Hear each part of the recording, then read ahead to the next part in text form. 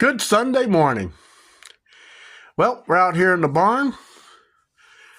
I'm dressed up, ready for church. Got my hair cut. Well, best I can do. Can't move my right arm very well. So I'm going to show you these plates. We're going to put some yellow paint on it. Yellow paint is the hardest color to paint. Don't know why, it just is. So I got these things hanging up out here. I put this primer on. The paint that I'm using is for equipment, farm equipment. So I did not paint the edges because, well, we're going to be welding this onto the machine. So you can see the baby. Focus don't work too well on this phone. So let me get these things into the shop. We're going to be using this today. So we're only going to be painting this morning. We're going to paint the back side of that. I'm just going to lightly scuff it, not much in major, just wipe it down, and then I'm going to brush this on. We're going to be using the 220 grit. I don't want to get down to the raw color, the raw metal. So let me get this sanded up, wiped down. We'll go to the next step.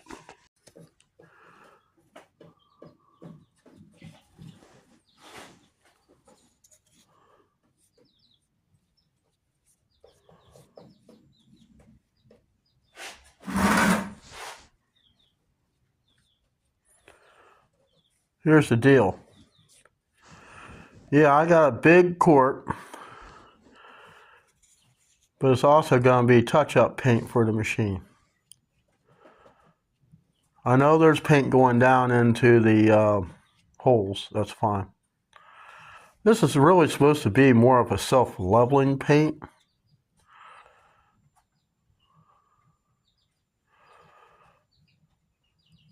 See, before this gets installed, we will be putting, run the tap through. Clean out the threads. That's where I even go to weld. I know it looks like it's not mixed, but it is well mixed. It's just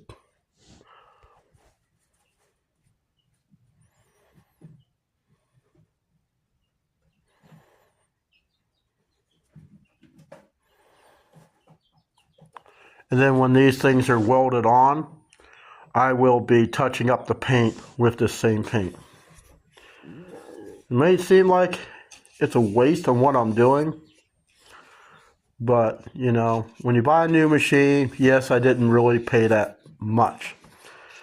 But tell me, if you were to spend $30,000, $40,000 for a machine and more for something that small, wouldn't you want to make it look good all the time? So you see, it just pretty much self-leveled out. So I'm going to let this cure. And probably by the time I come back from shopping, it may be dry. We'll see. We're out here visiting with the chicks. We're going to let them eat down their food in that thing, but the runt, well, she's hiding. There she is, right there. Right there by the door. Looks like she's starting to grow a little bit. I don't know. Maybe she's like the less on the pecking order. But you can see the first ones I got, they're getting their feathers in. You see a little red on them. Really cool. And this deep bedding deal seems to work out pretty well. Now I had to raise the light up because I think it was just getting a little too warm because they're all hiding over there when I open it up.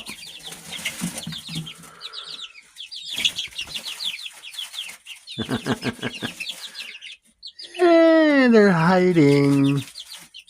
You hiding? But what I've been doing is kind of mixing up these flakes down here, try to get the poo all the way through so the fresh is up. And last night I saw me a fly in here. What do you think the chance of survival of a fly inside the hen house with all 6 mouths fighting to get to it. But anyways, let's go outside and we gotta look over some things. That's that nasty oil from the excavator. Now, I don't see any metal in that, so that's kind of a good thing. But that is the awful smelling oil. I think somebody said online it's like gutter oil. Reused vegetable oil is what they're putting in these machines. So if you bought a mini excavator, you better drain it. It's chilly out here. So where I'm most likely going to be mounting those is where this sticker's at. So what I'm going to try to do is take the sticker off each side, and I'm going to mount it higher up on the stick. So that way I can mount that plate there, because I want to be able to run. To me, it makes more sense down here than up there, because if I try to, let's say, move those hoses around, you see how thick that plate is compared to everything else? I would have too much rubbing on the system. And you rub those hoses, you know, you're looking at probably $100 bill just to replace one. So we're going to do it the right way and the right way only. But anyways, as for the chicken run, I think I'm probably going to change out that ladder. I thought it was a cool idea, but the more I think about it, I want these birds to think they're all redneck. Actually, one of them be red. I'm going to change that out. I'm probably going to fasten a couple 2x4s together and make a ramp. But you see what I'm trying to do? I'm trying to enclose this a little bit more. So this way, you know, the birds can have more protection from the weather. So when I stand in here, compared to being out there, it's a whole lot warmer. Yeah, I probably could add another board, but it kind of defeats the purpose of airflow. So I'm 6 foot, and those are stacked up in about a 5 foot, 5.5 foot range, and this is closer to the 6 foot. But yeah, so far everything's coming together. I'm gonna have a chicken roost that will last forever, because I put wood preservative over that whole thing. So we'll see how the birds like it. As for the rabbit pen, for the life of me, I don't know why the grass won't grow in there. I'll have to get more grass seed, preferably long before I get the rabbit. I mean, this grass that I put in here, it's like a Bermuda grass. It works fine, but I don't know how well it's going to be to mow on. I know when you walk on it, it tends to leave a trail. This grass will come in fine over here in the dog kennel. I haven't quite figured out what kind of dog to get. But in here, grass always grew in here.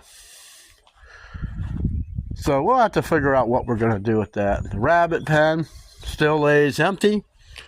Power for when I get the water bottle for winter time. I'll plug it in there. Always have defrosted water. Yeah, this is turning out a lot better than I expected. This summer we'll be having more fires inside my fire pit. Eventually, if the guy will come and replace that window, I gave him $500 down. He ain't getting the other $5 until he gets it changed. I got my new door for back here. Once I get it installed and remove all this stupid rusty trim gutter stuff, I got to do a lot of work still to this mobile home. A lot of it. Because I plan on building a wider, better back porch, which is actually going to be covered. So I won't have water running onto the door. I mean, you know what it's like to unlock a door and you're standing in the pouring down rain, you got stuff in your hands? It sucks. And eventually, I will have a covered porch on the front. But, again, something keeps me from doing that. That tree's got to come down. That one's ready to fall down. I don't know what's holding it up.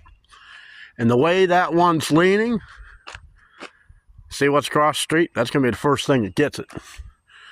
But here, I have to get this concrete stoop. I'm going to have to cut it. And I want to reuse these, the pieces that I cut, hopefully. I don't know how it's going to be, but it's crumbling. This is all going to come off, but I can't do anything with the front until I get the back built. But anyways, thanks for watching, and I'll see you in the next video.